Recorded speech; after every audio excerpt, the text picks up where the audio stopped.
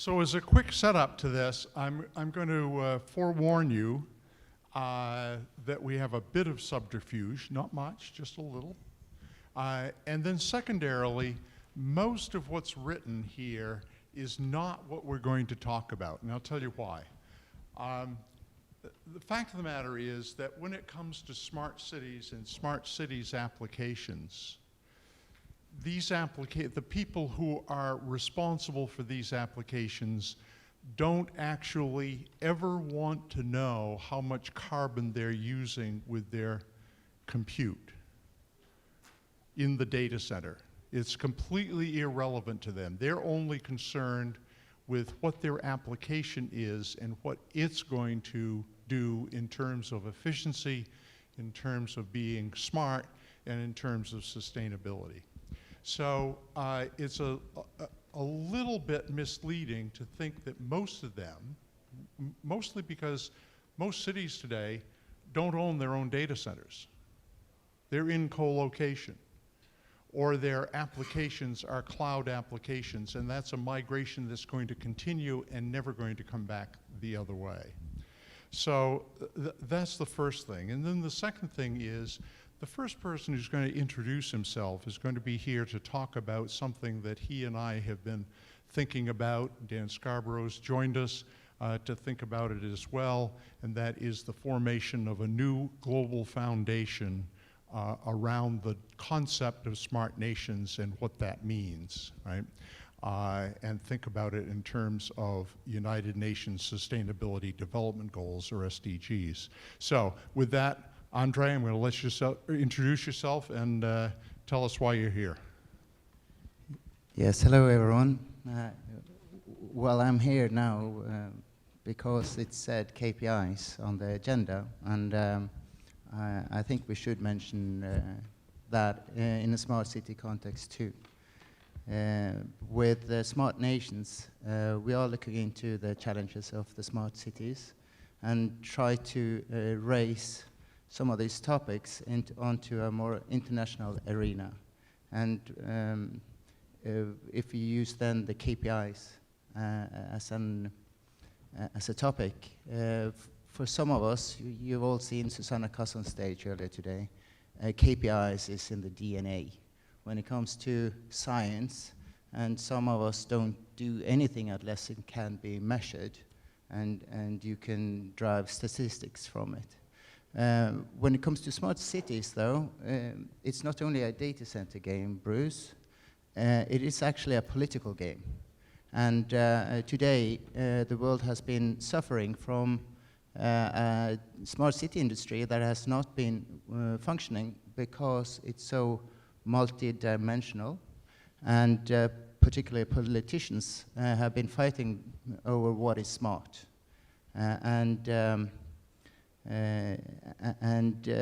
Not agreeing what a smart city is one of the first hurdles.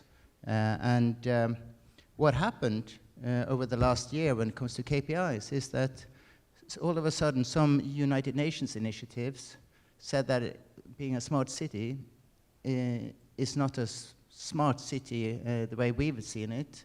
It's a smart, sustainable city, and brought the United Nations SDGs. And everyone was happy that the SDGs were addressed, but still it was very unknown territory. What is the Sustainable Development Goals? But when they came with KPIs, all of a sudden this was tangible, and everyone were on the same page. The politicians stopped fighting, and they were actually rowing in the same directions. So when it comes to a KPI in this context, Boris, it is actually very important also on a political scene. Thank you. So, Roman, go ahead and introduce yourself, and you pronounce your last name. Yes, my name is Roman Kowalczyszyn. I moved here to Montreal almost 5 years ago, and I'm going to take a different twist from this, from Andre, but one of the things I will agree very strongly is that KPIs, to me, they're numbers, and numbers tell a story. And that story is that you can actually take it, analyze it, look at trends, you can set correlations, you can look at a variety of different things at how it pertains to me and my business. And my view is, from a data center perspective, when I came to Quebec, Montreal in particular, one of the reasons I came here was the fact that the entire grid here, you probably know by now, it's a renewable, it's 100% renewable. What we do is we use energy that is completely renewable, which makes us quite unique in North America, if not the world. And that's one of the things that brought me here from a data center perspective, because it does not create the same impact as, say, well, everybody's heard about Northern Virginia. I mean, the impact from Northern Virginia is vastly different than it is in Quebec. So that's one of the things that attracted me here to Quebec. What we do is we build hyperscale, we cater to large users of data centers, and we'll get into that in the future, but I'll pass it over to Mark, and Mark can introduce himself here. Thank you, Roman. So I probably come from a yet a different direction, which is probably a good thing, in the sense that we've got a very blended panel here, which is quite nice. My background is basically I'm a consultant, data center consultant, so I have a focus on data centers, but it goes beyond that, more towards sustainability, or increasingly towards sustainability. In relation to the KPIs that we're discussing, I think probably one of the reasons I'm here is because I'm actually involved in the generation of those KPIs. I do quite a bit of work on international standards, those European standards that become ISO standards, and obviously the ISO KPIs that we're actually referencing and using are continually under development, and I'm one of the people that contributes to that. I also am the chair of the technical committee for the European Code of Conduct for Data Center Energy Efficiency, which has been used in a number of those standards. It's been used as the kind of the base layer for a number of standards internationally, energy efficiency standards. So I've got a kind of probably a different perspective to you guys in this. So I'm kind of responsible for some of the metrics that you're possibly using. So I may be here to defend myself. So I'm going to jump right into this, and Andre, you kicked it off. We're here to talk about smart cities particularly. There is kind of a lack of cohesion around the notion of what smart cities is. It means something different to everybody that you speak to about it. And in most cases, unless there is a strong smart cities czar or a director who really is running has an overview to an entire municipal region, it really is a collection of individual applications, right? As I think I said in the setup. So from the new KPIs that now the Sustainable Development Goals have adopted, how do we take that and translate it into something that can be useful for, let's just say, digital infrastructure operators? Is there a way? Of course, but if you look at this from the smart city perspective, Bruce, it's, and back to your opening statement, we as an industry and the world needs the smart cities to address this topic when it comes to where the energy originates from, the impact it has on the environment. But as you say, they don't care. So when a city now is measured through KPIs, how well they're doing with the United Nations Sustainable Development Goals, they have a set of these KPIs. It's how they deal with the wastewater and everything. And what we would like is that they actually address this topic through KPIs for their software projects. Because when a smart city is making its applications, they should actually address this on where they store the data. And we've also had Derek on stage here today. And the guys like him is really good at identifying where data could be stored. Meaning that if we divide it in between fresh and frozen data, a smart city needs the low latency kind of data. It needs the privacy related data. But this frozen data should be stored on the world's green hard drive, somewhere close to a renewable energy source. So does that mean that Norway is going to go to war with Canada? Well, I was coming here with my Viking sword, but realized that Montreal actually would have Norway for breakfast. We learned that if you can't beat them, join them. Roman, your response?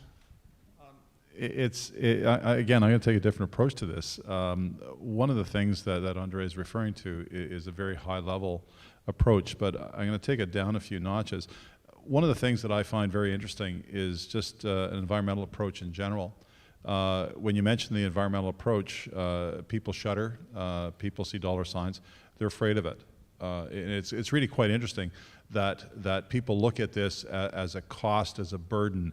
When I first looked at this years ago, LEEDs was a big thing, and we were told that we were going to do a LEEDs building, and everybody sort of went, oh, no kidding. We're going to actually do this, and who's going to pay for this? This is the first thing that came out of people's mouths. Well, we sort of looked at it, and I must admit I was in that camp until I actually broke down and actually saw how this worked. So we actually took it, embraced it, and said, okay, if this is what we're going to do, how can we make it work? At the time, I was doing infrastructure. I was doing telco at the time. And what we did is we built hub rooms in this building. It's a 30-story building I was talking to Bruce about earlier. So it's a 30-story building. So what we did is we broke it all down, and the objective was to reduce waste. That was our objective, main objective. So what we did is we hired a contractor and a supplier of products and a distributor, and we said, look, this is what we have to do, and this is the way we're going to approach this. What we're going to do is we're going to repackage everything we do, and we're going to deliver it to the site where it's going to be used. So what we did was we actually took all the product, we broke it all down, packaged it into 3 skids, and we did this 30 times, and we delivered to the site. A number of things happened. One, the people working opened the first box, and they actually found the first product that they needed. So the room was built from the box top down, next one top down, next one top down. What we found was that the labor savings was huge because people didn't have to run all over the countryside to find it.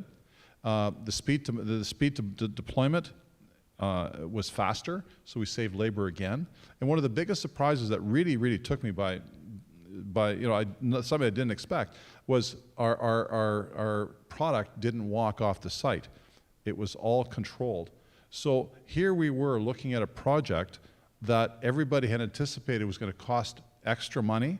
We actually saved enormous amounts of cash by literally rethinking things in a different way within the parameters that we have. So my message is that when you look at environment, it's not a 4-letter word. It's something that will open the doors to other things and help you build things in a way that will be more efficient, more environmental, and it should, in the long run, over time, save you money.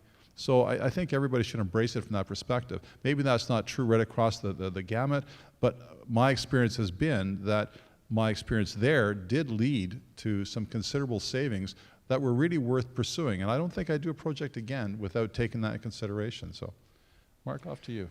So Mark, I want to shift a gear and give you a question.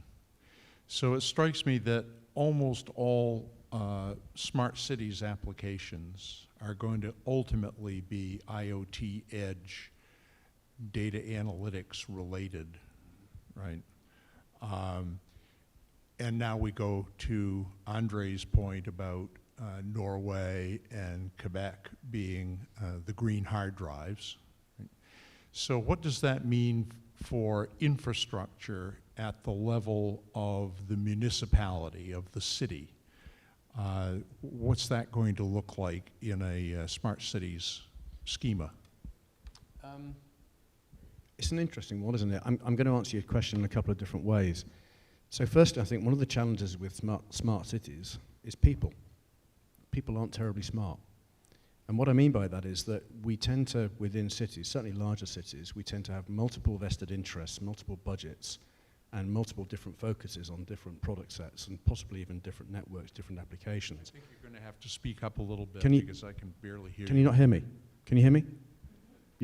I can now. Okay, so sorry, maybe I think it's going in and out. I think maybe the battery's going. Yeah, so one of the problems I see with smart cities is, again, people. People aren't terribly smart, frankly. And so what we get is competing budgets, competing empires, competing product sets, competing networks. I've literally seen in a city where, two different departments were digging up the road twice to put in 2 different sets of fibres. No idea of sharing those fibres between them. It's common fibre. It's absolutely ludicrous. So I think in the short term, one of the challenges we've got, whether it's IoT, edge, whatever, is actually we need to do a better job of bringing people together and actually getting them under the same umbrella in terms of understanding what they're all trying to achieve in a particular city. Is it energy saving? Is it something else? Is it control and management? There are a number of different ways that we could be looking at it. So I think that the first thing is making sure that we're actually doing it under a combined policy and actually all having the same objective and going towards it. The second thing with IoT is, of course we're going to be having remote monitoring. Of course we're going to be collecting data. But I think we need to make sure that we're not doing that just for the sake of doing it. We need to be actually deciding why we're doing it. What are we doing with that data? And actually, is it going to be making our lives or our cities more sustainable? There are certainly situations whereby putting in more monitoring and putting in more people and putting in more devices, we're actually consuming more energy rather than less. So again, I think we've got to be very, very careful what we do. And going back to the whole KPIs and standards element, I think what they can do for us is give us a common benchmark to apply across a range of systems, etc., that we so at least we've got a common language and a common reference point. I think that's what KPIs really offer, rather than just purely measuring and monitoring. It's actually a common way of doing something, which I think So is really before important. I give this back to Andre, I want to ask Roman, you first, and Mark, you second. In the data center world, how many times have you heard the Sustainability Development Goals of the United Nations brought up in common conversation? Boy, that's a loaded question. It hasn't in my world, but let me comment on this. We have discussed aspects of that in terms of the things that we do in data centers. We consume a lot of power, put a lot of heat, and I think where this is going, in my view, is that, and I think I get it from Andre and Mark, both of them, the whole concept is to create an ecosystem that you can actually consume something that somebody else is putting out. For example, I mean, when we first started in Drummondville, not far from here, we had a data center. It was not a big data center, but we had a lot of energy. And the going joke was that, we have this land beside us, let's do a grow up. We can do it. I mean, and this is very simplistic, and I mean that, all kidding aside, but if you could literally dump your heat somewhere that you could actually use, that would be great. I know that some cities, what they're doing is they're developing district energy plants, and you can dump heat for somebody else to use, and another thing. So what you need, in my opinion, what needs to happen is there has to be an ecosystem, and cities are perfect for this because there's a give and take throughout the various things. Like if you built a data center beside a hospital, you can dump the heat into the hospital. You can do a greenhouse, which there's a variety of different things. Just use your imagination. But what has to happen is that what happened in the days of old when they developed cities, they looked at transport, they looked at various things of interconnecting people. I think we have to take that same road, and I'm going to use the word road because we have to use the same system to literally do the same thing with energy. We have to literally see where the energy is going to be consumed, where other things are going to be dumped that somebody else needs. So there has to be an ecosystem developed. I know Vancouver has done it. They've spent, they have a district energy system. I know Markham in Toronto, or north of Toronto, they have a district energy system. I'm sure those aren't the only ones, the only ones I'm familiar with, but that system is I think it's like a pimple in the back of an elephant. It's so small, but the concept is sound, and if we could grow that in major centers, like London and New York, and like major centers, they would have a great opportunity. And the smaller cities would have a very similar opportunity. But literally taking one byproduct and using it somewhere else has a lot of merit. And I think that ecosystem has to start, and it has to literally well, we have to get there. We're a long ways off, but it's all possible, I believe. So, Mark, your yes or no question, answer. The answer simply is no. No. Never come across it, which is, considering some of the areas I work in, is kind of surprising. And I can completely agree with Roman in the sense of we need to have those communities of interest to make use of resources, or at least share resources. So the idea that we've got a data center that might be consuming power, well, okay, let's put some cogen in. Let's create a microgrid, put some cogen in, give that to the data center, take the heat from the data center and put it into a greenhouse, or brewery actually is my favorite. Yeah, exactly. Far more interesting than a greenhouse. But again, the challenge there is not that we don't have the technology to do it. The challenge there is getting the local planning authority to actually recognize that this is a good thing to do, and getting them on side. But that is a monumental challenge, and so most people frankly don't bother. They go away from it. And it's surprising because let's face it, in the data center world in particular, but I think generally in the infrastructure world, if we do this properly, we do several things, all of which are benefits. Firstly, we reduce energy consumption. That means less cost. It's simple. We not only help the planet by consuming less energy, we actually reduce our own costs as well. And of course, for every kilowatt hour we consume, there's an attendant amount of carbon that we're releasing to the atmosphere. Different countries, different blends. Here obviously very little carbon going to the atmosphere, but ultimately in most cities, most parts of the world, there is a blended carbon calculation that tells you exactly how many kilograms of CO2 you're launching for every kilowatt hour you consume. So it's a win-win. Take us the next step. The next step, again, it has to be creating these communities of interest and getting people like the planners actually involved and engaged and understanding the benefits that they're going to bring to their community, the reduction overall to the planet in terms of the overhead on the planet. So there's going to be an improvement to the community, a creation of a community of interest, mutually beneficial, whether it's a district heating plant up in Sweden is quite commonly done. But it's about the planning. It's about, again, people being smart and actually working together rather than actually fighting. So Andre? That's the challenge for us. Yeah. The next step, Bruce, I think we should play a history lesson here. If you could be Empire, Mark, then I would be sitting next to the Roman Empire. And Roman, you were talking about roads, right? They invented it. They invented many things that was crucial for the building of society, the way that we know it today, including the aqueducts, to bring water to the people or to the fields, very important. When we look at this now in a smart nations perspective, it is to help build that kind of infrastructure, but again, look at possible side effects so that Bruce can achieve his own mission on speeding up the digital transformation that is needed for the world. What they didn't know in the Roman Empire was that the lead was poisonous. So people died from drinking that water. It was good in a digital infrastructure way, and the same aspects is what we have to look into now when it comes to 5G, for instance. Is this good or is it not? We need it, yes. Does it come with a price? And once you look at these things on a scientific way, and then add this very, very important factor, removing the silos. Because if you look at Montreal, for instance, it's a fantastic silo.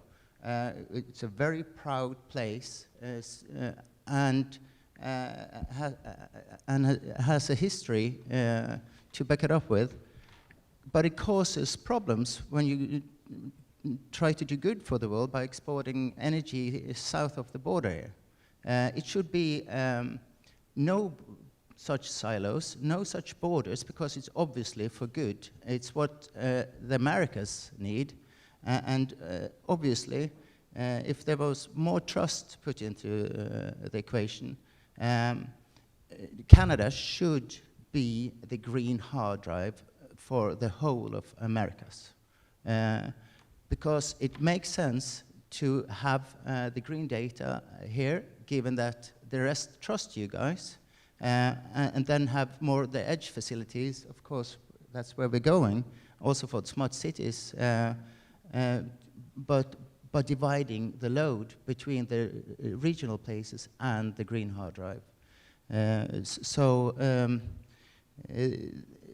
When it comes to the future, it is then adding these kind of more ethical dilemmas to the KPIs to give it a kind of a vector on do we want it or not, how do we prioritize between all this, and then what the KPIs and the SDGs has made that is very important for the infrastructure industry is actually a language, a framework that rednecks or politicians already are buying now, and all of a sudden they understand infrastructure because it makes them score better on the KPIs. And when you add these and add altitude and attitude, that's when you do from the ground up what is needed to be in compliance with the SDGs by 2030. Because it's a summary from the smart houses to the smart countries to a smart world. And Mr. Empire, you said there wasn't so many terrible smart people around. The Roman Empire, they had at least some smart, terrible people. So a different combination of this is then actually that is taking us further. Hopefully not with the terrible people, though. Thank you. I think I'm the only thing standing between you and wine. That's what I gather. So as we wrap up, do we have any questions from the audience? Yes, please. Yeah, it's actually just a comment, and it sort of talks about, you know, silos and people looking at the big picture. Right now in Ontario, at certain times of the day, the Bruce nuclear power basically out complex dumps a lot of energy into Lake Huron, right? Now that energy could actually be sent to Quebec because Quebec has an incredible capacity with its reservoirs to, you know, and then be sent back at peak hour, right? And Quebec would just sort of charge for the storage fee, right? So it's just another example of, you know, if you look at the big picture and you know what you're doing, you can actually, you know, make things a lot more efficient and greener too at the same time. Just a comment. Thank you. One thing I would say, Bruce, and I think this is a warning to all of us, you know, KPIs are obviously... Speak up a little bit, So Mark, a warning to all of us. I think KPIs are important and they're worth referencing clearly. But do beware of perverse incentives, as they're called. So if you concentrate on something like PUE, which is not an energy efficiency metric, we can debate that afterwards, but it's not. So you get a situation such as you've got in the city of Amsterdam, where they have said that nobody can build a data center of less than 1.4 PUE. Well, A, that's not a very tough target, but B, what's happening is all the old data centers that are already built cannot be refurbished. They're not being refurbished because they won't get down to that level. So they're carrying on going, working really, really horribly inefficiently. So, you know, by mandating something against a KPI you don't really understand, you're actually making things worse potentially. So be very, very careful how they're used and don't, you know, read them. Don't just listen to what other people say about them. They are not as simple as people might realize. And by the way, PUE is defined as ISO IEC 30134-2. If you're not measuring that and you don't know that, you're not measuring PUE, you're doing something else entirely. So, yes, please, Alyssa, please. Hi, Alyssa Miller. Thanks so much. No, this might be a silly question, but when we talk about KPIs, everyone has a different perspective of what that should mean. Is there a standard or a avenue that you would point to help people identify what KPIs they should consider? So in fact, and Andre, I'll let you answer this more specifically, but the sustainability Development Goals of the United Nations have now delivered out KPIs, and Andre and his team have actually captured those and rendered them in software now. So please go ahead and talk about it. Yes, of course, it's all about some metrics that is possible to measure. And for most, this is then science stuff. But by measuring those, and you give, like a smart city, a score on how well they are doing on these KPIs, that gives an indication how well they are how far they are on their mission to be compliant to the Sustainable Development Goals. So for politicians, it's good to have a red, yellow, or a green, so that they know, okay, we should look at the red ones, and which one do we prioritize between this and which doesn't matter. So for instance, my hometown in Norway, we are really bad at seeing to that the water from our reservoirs actually go into the households. We lose 30% at least on the way, but we have so much in abundance, so we couldn't care less. So from my city, we would hopefully focus on other areas, whereas if this was in California or in Africa, this is the really first thing that should be dealt with. So it helps, in a way, also giving you priorities, and it's tangible to something that is very complex to people. All right, that's all the time we have. Thank you very much. And as again, I'm keeping you from wine. Thank you, gentlemen. Thank you.